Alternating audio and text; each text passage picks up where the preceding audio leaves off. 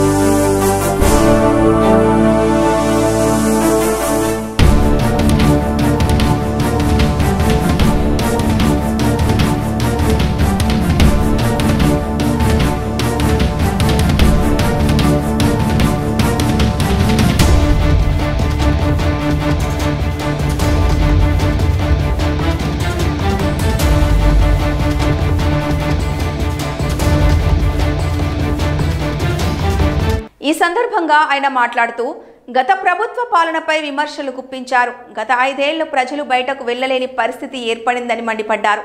అంతేకాదు వైసీపీ పాలనలో ప్రజలు కనీసం నవ్వలేకపోయారని సీఎం చంద్రబాబు పేర్కొన్నారు. ప్రజల కష్టాల్లో భాగం పంచుకోవడానికి తాను వచ్చినట్లు తెలిపారు. ప్రతి ఒక్కరికి న్యాయం జరగాలన్నదే తన తపన అని చెప్పారు. ఇంటి వద్ద ఇవ్వకుండా ఆఫీస్లో ఇస్తే వెంటనే మెమో పంపిస్తానని పేర్కొన్నారు. ఈ క్రమంలో తాను ఏం చేసినా అందరికీ న్యాయం జరగాలన్నదే తన లక్ష్యం అని చెప్పారు. నాకు హైకమాండ్ ఎవరూ లేరు, 5 కోట్ల మంది ప్రజలే నాకు హైకమాండ్ అని చంద్రబాబు చెప్పారు. పేదల జీవితాల్లో వెలుగులు చూడాలన్న లక్ష్యంతో కూటమి ప్రభుత్వం పనిచేస్తోందని తెలిపారు. యలమంద గ్రామానికి వచ్చినప్పటి నుంచి చూస్తున్నా మీ ఉత్సాహం, మీ అభిమానం చూస్తే నేను ఎంత ఎక్కువ పనులు చేసినా అవి తక్కువే అవుతాయి, అంత అభిమానం చూపించారు. గ్రామస్తులందరూ ముందుకు వచ్చారు. నేనైతే ఒకప్పుడు మీరు చూసుంటారు, ముఖ్యమంత్రి వస్తున్నా అంటే పరదాలు కట్టేవాళ్ళు, ముఖ్యమంత్రి వస్తున్నా అంటే పెద్ద పెద్ద ఆడంబరాలు చేసేవారు. ఈ చుట్టుపక్కల మా తమ్ముడు చెప్తే చెట్లు కొట్టేసేవాళ్ళు. చెట్లు పెట్టాలి, ఎప్పుడన్నా ఒక ప్రజాప్రతినిధి ఆదర్శ నేత వస్తే, అట్లా కాకుండా చెట్లు కొట్టేసేవాళ్ళు. హెలికాప్టర్లో పోయినా కూడా చెట్లు నరికేసేవాళ్ళు. ఏం చేస్తాయో నాకు తెలియదు అప్పట్లో. ఇంకొక పక్కన ఎక్కడెక్కడి నుంచో మనుషులు తోలుకొచ్చి బలవంతంగా కూర్చొని పెట్టేవాళ్ళు. పారిపోతా ఉంటే కందకాలు దివ్వేవాళ్ళు చుట్టూరు పారిపోకుండా. ఇలాంటి చాలా వింతలు, విచిత్రాలు చాలా చూసాం. ఈరోజు నేను వచ్చింది సాదా సీదాగా ప్రజల ముఖ్యమంత్రిగా, మీ స్నేహితుడుగా, మీ హితోభిలాషిగా ఇక్కడికి వచ్చానని చెప్పి మీ అందరికీ తెలియజేస్తున్నా.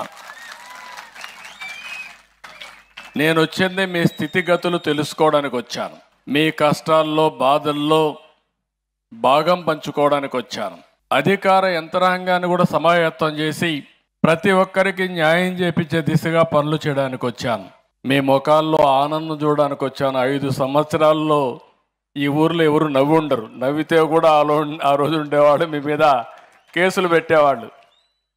నవ్వడానికి కూడా స్వేచ్ఛ లేని పరిస్థితి, బయట పోవడానికి కూడా విధి లేని పరిస్థితి. అక్కడి నుంచి ఈరోజు చూస్తే నేను ఒకటే ఆలోచిస్తున్నా, ఏ ఇంటిలో కష్టం వచ్చినా వాళ్ళ ఇంట్లో నేను ఒక ప్రాణ స్నేహితుడిగా ఉండి వాళ్ళని కాపాడుకుంటానని చెప్పి కూడా నేను మీకు తెలియజేస్తున్నా. నేను కూడా సమాజంలో అన్ని నా దగ్గర డేటా అంతా ఉంది, మీకేం అనుమానం అవసరం లేదు. ఇప్పుడు మనకు ఆధార్ వచ్చింది, ఎవరెవరని ఆటోమేటిక్గా ఐడెంటిఫై చేస్తుంది. పెన్షన్ ఇవ్వాలంటే ఇంటి దగ్గరికి వచ్చి ఫింగర్ ప్రింట్ పెడితేనే డబ్బులు వచ్చే పరిస్థితి వచ్చింది. మీరు ఫింగర్ ప్రింట్ పెట్టంగానే మాకు కంట్రోల్ రూమ్కి ఎవరికి ఆ పెన్షన్ ఇచ్చారు, ఎక్కడ పెన్షన్ ఇచ్చారు కూడా తెలిసిపోతుంది. ఒకవేళ ఇంటి దగ్గర ఇవ్వకుండా ఆఫీసులో ఇస్తే అక్కడి నుంచి మళ్ళీ మెమో పంపిస్తా ఇమ్మీడియట్గా 1 నిమిషంలోనే. అలాంటి టెక్నాలజీ వచ్చేసింది ఇప్పుడు. రేపటి నుంచి ఇప్పుడు అవన్నీ అనుసంధానం చేసాం. ఆ ఫోన్లోనే GPS ఉంటుంది, మీ ఇల్లు కూడా జియో ట్యాగింగ్ చేశాం. రేపు ఏదైనా విపత్తు వస్తే మీ ఇంటికి మందులు పంపించాలంటే ఎవ్వరు రికమెండేషన్ లేకుండా. రాష్ట్ర వ్యాప్తంగా పింఛన్ల పంపిణీ ప్రక్రియ జోరుగా కొనసాగుతోంది. ఒకరోజు ముందే సీఎం చంద్రబాబుతో సహా మంత్రులు, ఎమ్మెల్యేలు అంతా వారి నియోజకవర్గాల్లో నేరుగా లబ్ధిదారుల ఇళ్లకు వెళ్లి పింఛన్లు పంపిణీ చేస్తున్నారు. ఈ క్రమంలోనే ఇవాళ పల్నాడు జిల్లా యలమందలో సీఎం చంద్రబాబు నాయుడు పింఛన్ల పంపిణీ కార్యక్రమంలో పాల్గొన్నారు. ముందుగా గ్రామస్తులతో ఆయన ముఖాముఖి నిర్వహించారు. అక్కడి నుంచి నేరుగా తలారి సారమ్మ ఇంటికి వెళ్లి ఆమెకు వితంతు పింఛన్ అందజేశారు. ఆమె పిల్లలకు కూడా భవిష్యత్తులో మంచి చదువు చెప్పించాలని అధికారులను ఆదేశించారు. అదేవిధంగా మరో లబ్ధిదారుడు ఏడుకొండల ఇంటికి వెళ్లిన ఆయన కుటుంబ సభ్యులను ఆప్యాయంగా పలకరించారు. అనంతరం స్వయంగా సీఎం టీ పెట్టి అందరికీ అందజేశారు. ప్రస్తుతం అందుకు సంబంధించిన వీడియోలు సోషల్ మీడియాలో విపరీతంగా వైరల్ అవుతున్నాయి.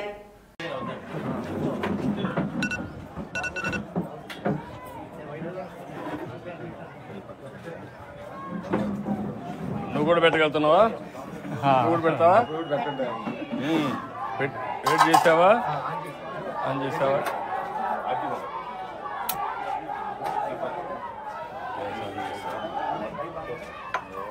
ఏమండి అది మీ రమేష్ గారు నా చూడు. ఏం కావాలి అడగండి. నీకేం కావాలని అడుగుతున్నా. ఇల్లు కట్టిద్దాం. పశువులు షెడ్ అని అడగండి. అదే ఖాళీ దెబ్బదా మొత్తం ఏమంటామా? కొద్దిగా ఆపానా? అంతా సింప్లిఫై అయిపోయింది, అంతా పౌడరు ఈజీ అయిపోయింది. అరే బక్కర అరే తెలుసా? చంద్రబాబు ఇంకొక గ్లాస్ తీసుకోమ్మా, ఇంకొక పౌడర్, ఇంకోటి మీ వాళ్ళకు కూడా, మగవాళ్ళకు బ్రూనినా ఇంకొకటి. అదే కదా, ఎందుకంటే దెబ్బ తగిలింది కదా, కొద్దిగా షెడ్ అని అడగండి ఇస్తారు.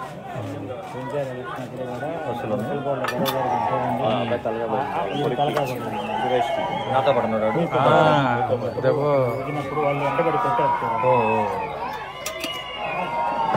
కనపడుతుంది నీకు?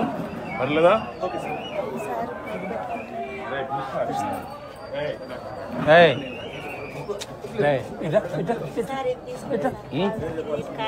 అదిగో వచ్చాం.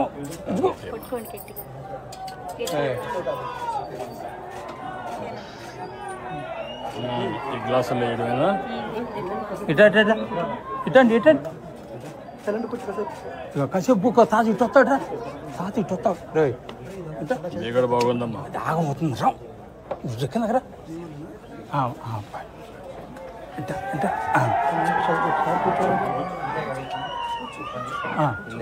ఇల్లను అబ్బాయికి ఏదన్నా లోన్ అదే కాదు, దెబ్బ అప్పుడే 2019 చెప్పు. డాక్టర్ నా ఇద్దరం కొట్టారు అప్పుడు. అదే మరి అప్పుడే దెబ్బ తగిలింది.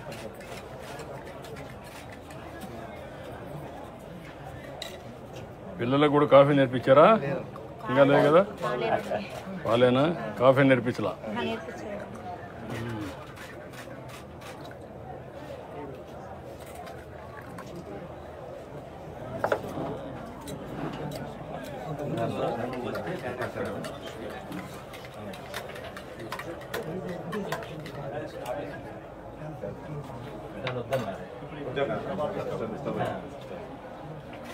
లైట్గా పెట్టు, కొద్దిగా లైట్గా అయిపోయింది.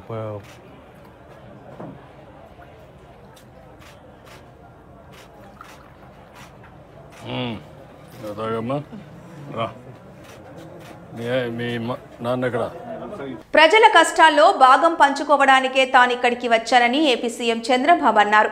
ప్రతి ఒక్కరికి న్యాయం జరిగేలా పనులు చేయించాలనేదే తన తపన అని పేర్కొన్నారు. పల్నాడు జిల్లా యలమందలో చంద్రబాబు పర్యటించారు. ముందుగా పేదల సేవలో కార్యక్రమంలో భాగంగా నందమూరి తారక రామారావుకి సీఎం చంద్రబాబు పూలదండ వేసి నివాళులు అర్పించారు. అనంతరం లబ్ధిదారులకు పింఛన్లు పంపిణీ చేశారు. లబ్ధిదారుల ఇళ్లకు స్వయంగా సీఎం వెళ్లి వారి కష్టాలను తెలుసుకున్నారు. అనంతరం ఏర్పాటు చేసిన గ్రామ సభల్లో చంద్రబాబు ప్రసంగించారు.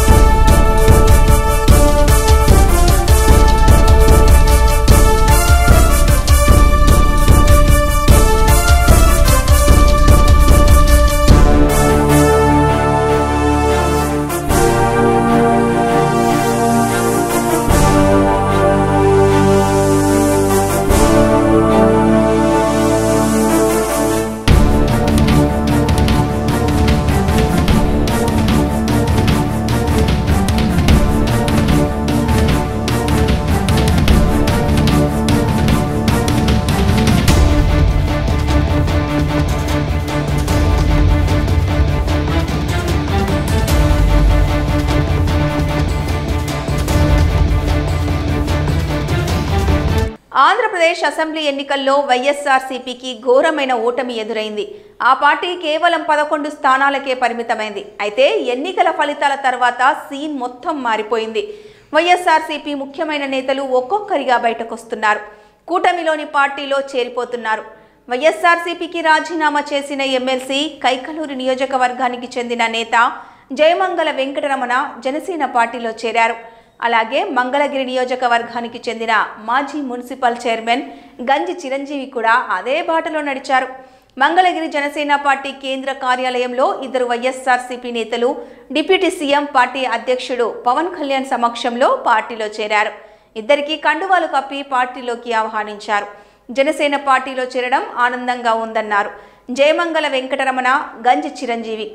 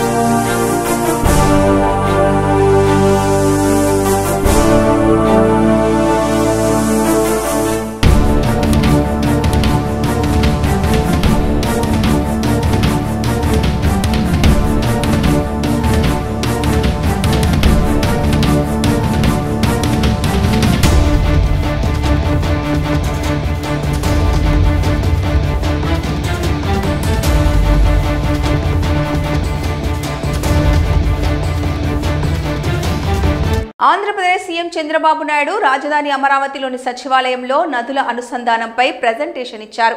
అనంతరం సీఎం అధికారులతో మాట్లాడుతూ నదుల అనుసంధానం చేస్తేనే రాష్ట్రానికి ఉపయోగంగా ఉంటుందని ఆశాభావం వ్యక్తం చేశారు. అలాగే ఇప్పటికే కృష్ణా, గోదావరితో పాటు ఇతర రాష్ట్రాలపై తెలంగాణ, కర్ణాటక, మహారాష్ట్రాలు వేరువేరు ప్రాంతాల్లో ప్రాజెక్టులు నిర్మించుకున్నారని, మనం కేవలం ఈ ప్రాజెక్టు ద్వారా చిట్ట చివరకు వచ్చిన వరద జలాలను ఇతర నదులకు తరలిస్తామని, దీంతో ఏ రాష్ట్రంతో నీటి సమస్య ఉండదని ఈ సందర్భంగా సీఎం గుర్తు చేశారు.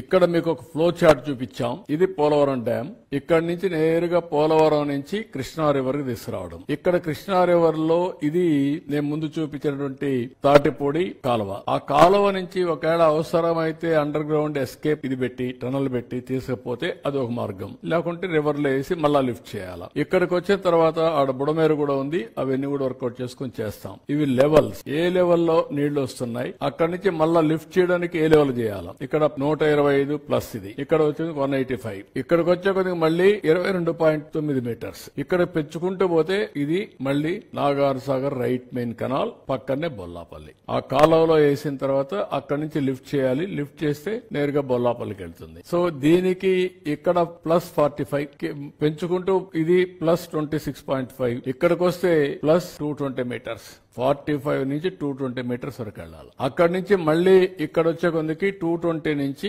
మళ్ళీ బొల్లాపల్లి నుంచి కిందికి వెళ్తూ 53 మీటర్లు పెరుగుతుంది. 180కి వస్తాం, మళ్ళా 200కి వెళ్తాం, మళ్ళా కిందికి వస్తాం, మళ్ళా 227కి వెళ్తాం. ఇక్కడికి వచ్చే కొందికి నల్లమలై ఫారెస్ట్. ఇక్కడికి వచ్చిన తర్వాత బనకచర్ల 265, 220, 265, 45 మీటర్స్ ఉంటుంది. అంటే 45 నుంచి 265 తీసుకెళ్తాం. వేరియస్ స్టేజెస్ లో అప్స్ అండ్ డౌన్స్. అప్పుడు 220 మీటర్స్ గానీ మనం తీసుకుపోగలిగితే ఈ నీళ్లు బనకచర్లకు చేరతాయి. వేరియస్ గ్రావిటీ లెవెల్స్ ఉంటాయి, పైకి కిందికి, అవన్నీ మీరు చూశారు.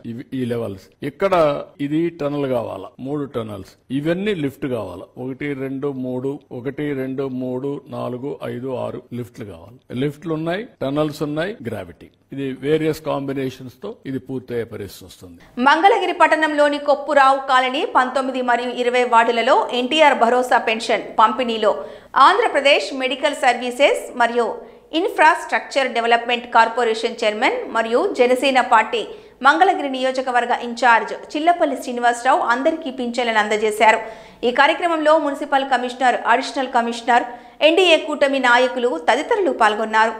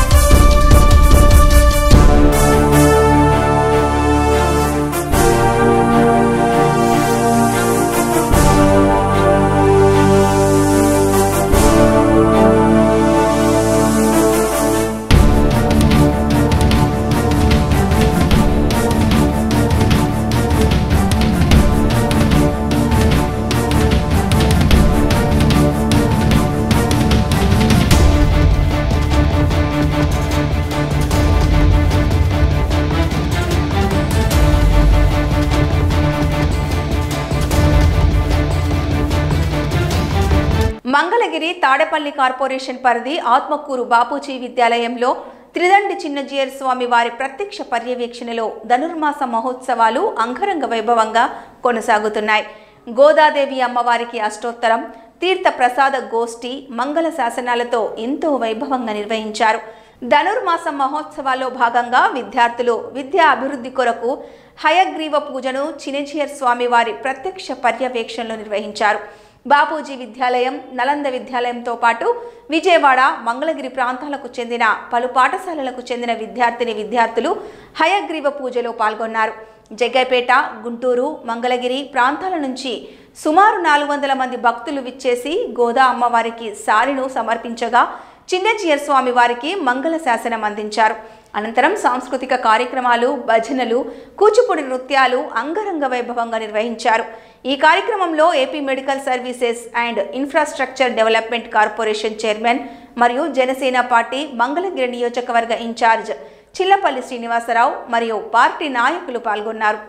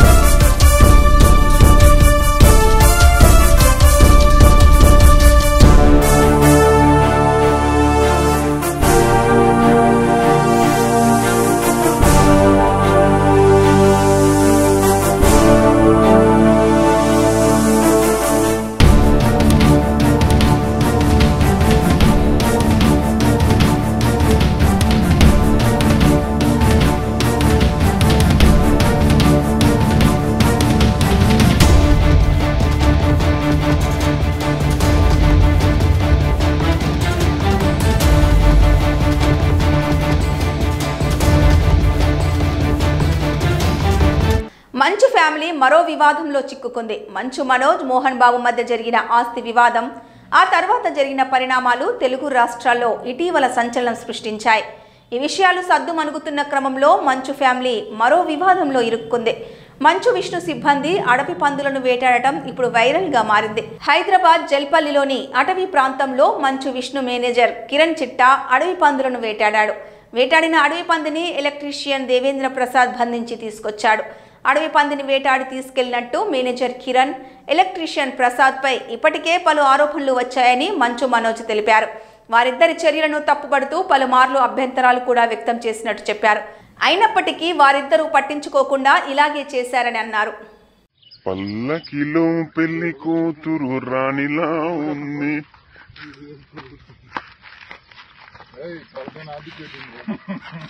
పల్లకిలో పెళ్లి కూతురు రాణిలా ఉంది.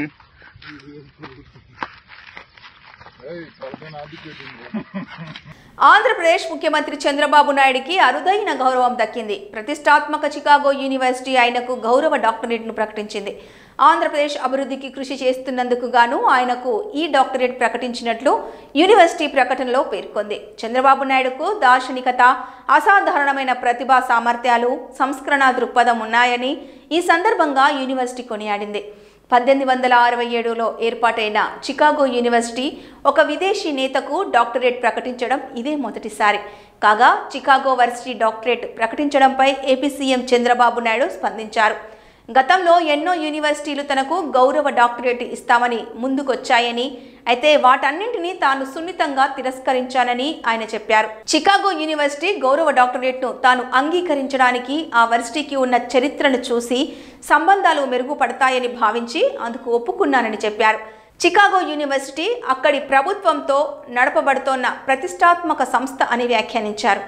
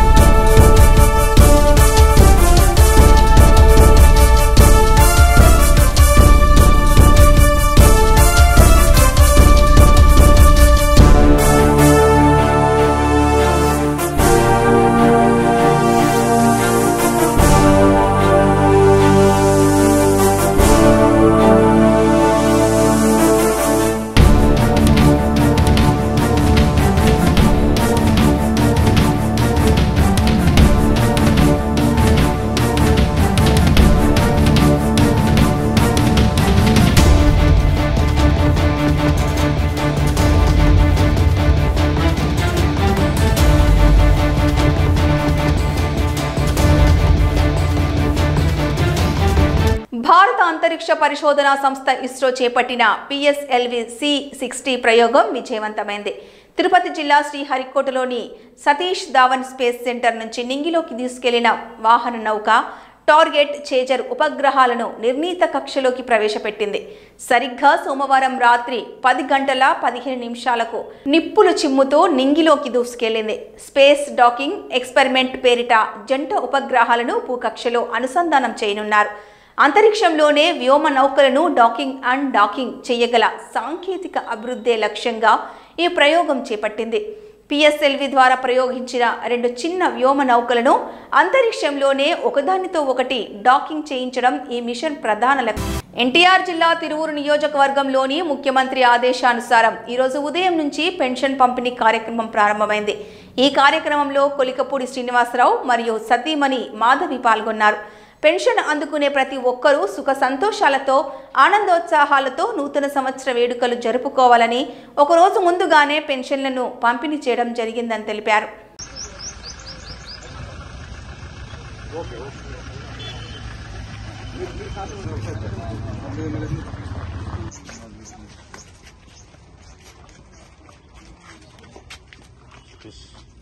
అందరినీ ఇక్కడ పిలిచారా?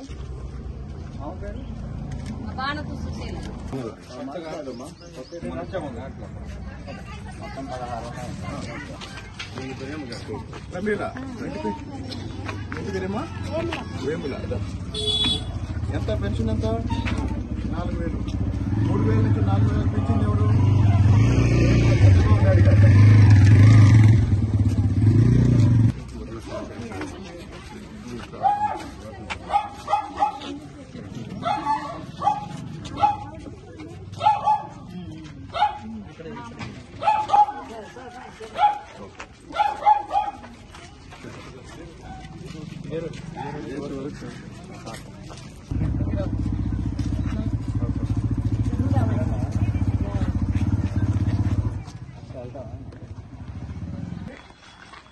ఒక వెహికల్ రావాలి ప్రతి గ్రామం. ఏం పని చేసేవాడివి? పిల్లలు ఎక్కడున్నారు?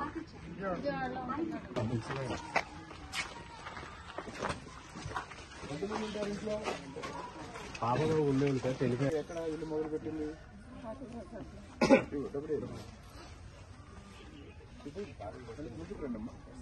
గోదావరి కృష్ణా నదుల అనుసంధానం గేమ్ చేంజర్ అని బీజేపీ రాష్ట్ర కార్యదర్శి నాగోతు రమేష్ నాయుడు అన్నారు.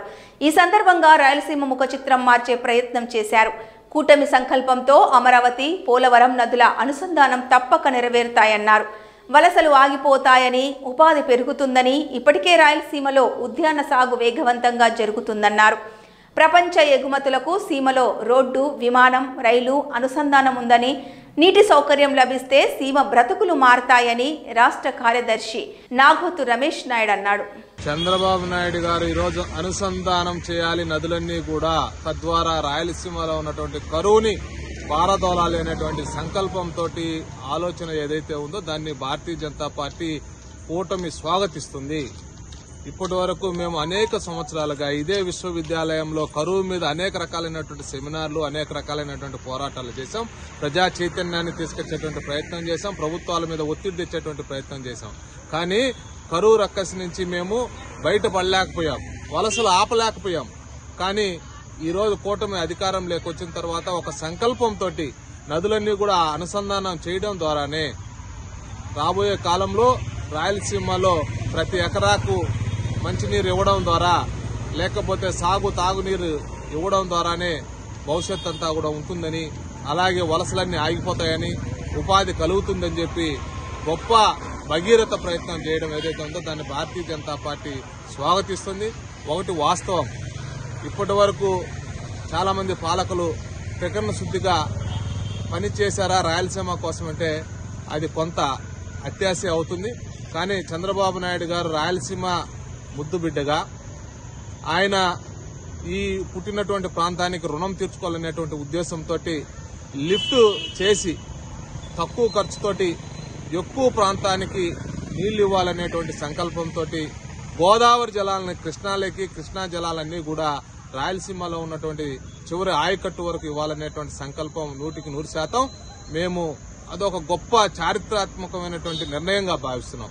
బనకచర్ల అనేది నిజంగా గేట్వేనే రాయలసీమ ప్రాంతానికి బనకచర్ల ద్వారా నీళ్లు పంపు చేసినట్లయితే అన్ని ప్రాంతాలు దక్షిణాది ఉన్నటువంటి ఆంధ్రప్రదేశ్ దక్షిణ ముఖంలో ఉన్నటువంటి అన్ని ప్రాంతాలన్నీ కూడా సస్యశ్యామలం అవుతాయి. రాయలసీమలో ఇప్పటికే హార్టికల్చర్ హబ్ గా మారేటువంటి పరిస్థితులు వచ్చాయి.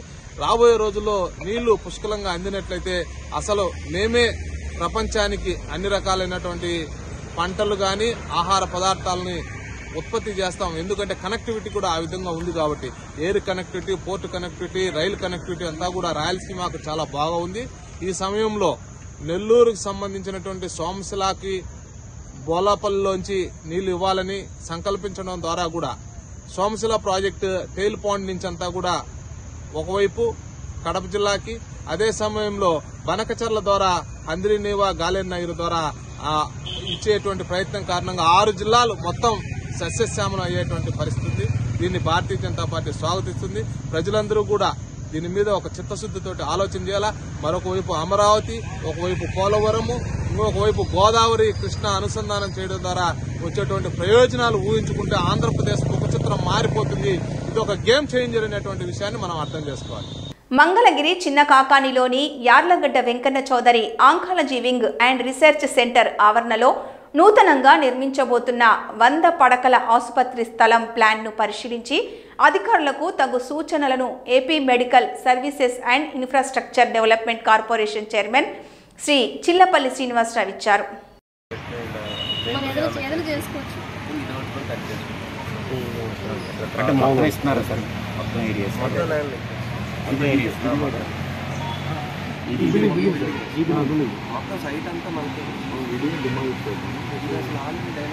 ఇది బాలేదు సార్, అది కొంచెం ఏదైనా ఆలోచించొచ్చేమో కదా చేసుకుందామండి.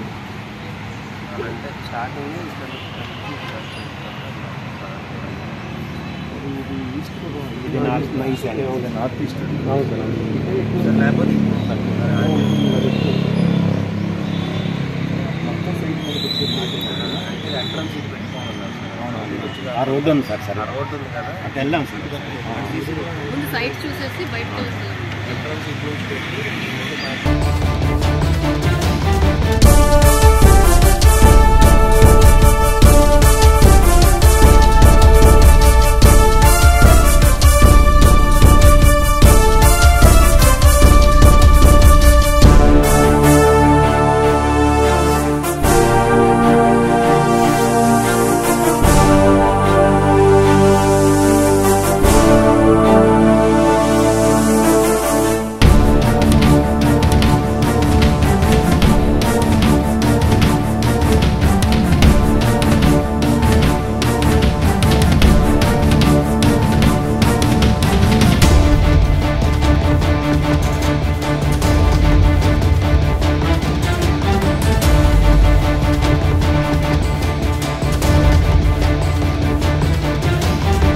రాష్ట్రంలో సాంకేతిక రంగం వనరుల అభివృద్ధికి సహకరించాలని మైక్రోసాఫ్ట్ సీఈఓ చైర్మన్ సత్య నాదెళ్లను ముఖ్యమంత్రి రేవంత్ రెడ్డి కోరారు. హైదరాబాద్లోని సత్య నాదెళ్ల ఇంటికి సీఎం రేవంత్ రెడ్డి, మంత్రులు ఉత్తమ్ కుమార్ రెడ్డి, దుద్దిళ్ల శ్రీధర్ బాబు, సిఎస్ శాంతికుమారితో కలిసి వెళ్లి మర్యాదపూర్వకంగా భేటీ అయ్యారు.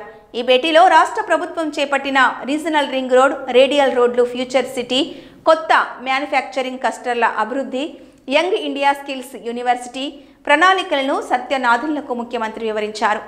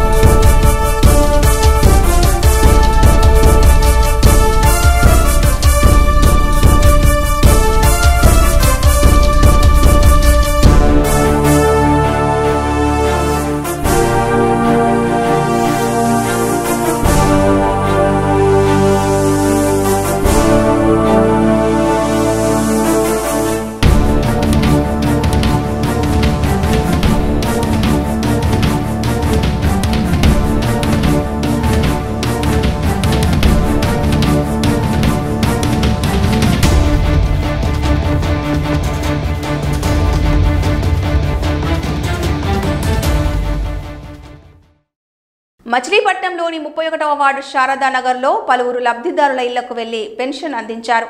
గత ప్రభుత్వం 1000 పెన్షన్ ఇవ్వడానికి 5 ఏళ్లు సమయం తీసుకుందని, కానీ చంద్రబాబు అధికారంలోకి రాగానే ఇచ్చిన మాట మేరకు 4000 పెన్షన్ ఇచ్చారని తెలిపారు.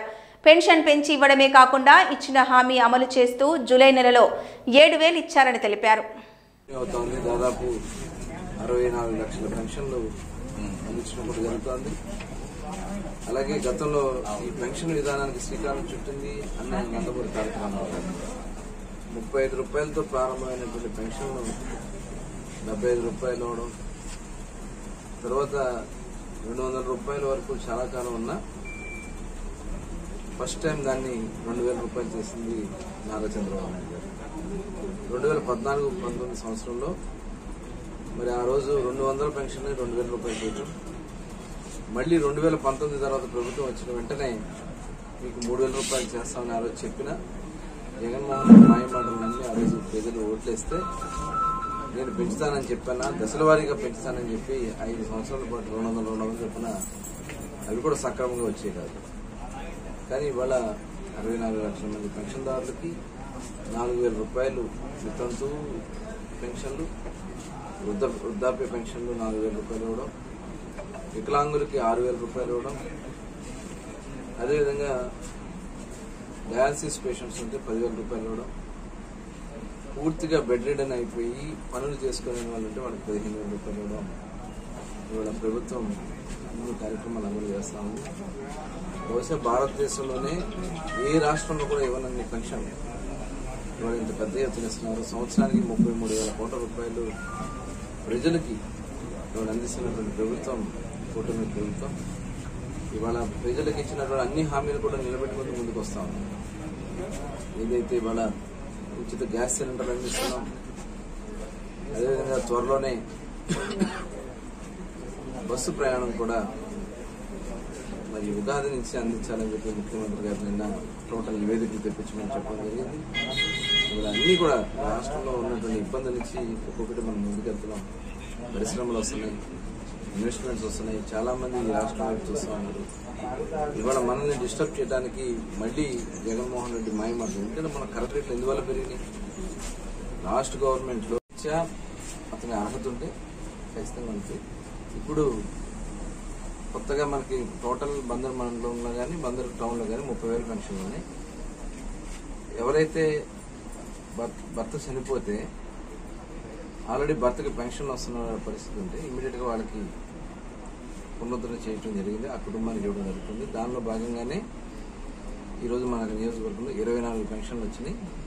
దాంట్లో టౌన్కి ఒక 12, రూరల్కి ఒక 12. ఎవరైతే భర్త చనిపోయి భర్తకి పెన్షన్ వచ్చి ఉన్నారో వాళ్ళందరినీ కూడా కంటిన్యూ చేయడం జరిగింది. అది కూడా ఈ రోజు నుంచి స్టార్ట్ చేసుకోవడం జరిగింది. మరి భవిష్యత్తులో కూడా ఇప్పుడు కొన్ని అనర్హులు కూడా కొంతమంది పెన్షన్లు తీసుకుంటున్నారు. దాని మీద కూడా మరి అధ్యయనం చేయాల్సినటువంటి అవసరం ఉంది. అర్హత కలిగినటువంటి ప్రతి ఒక్కరికి పెన్షన్ ఇవ్వాలనేది కూటమి ప్రభుత్వ లక్ష్యం. దానికి తగిన విధంగా అందిస్తామని కూడా తెలియజేస్తాం. వార్తలు సమాప్తం. నమస్కారం.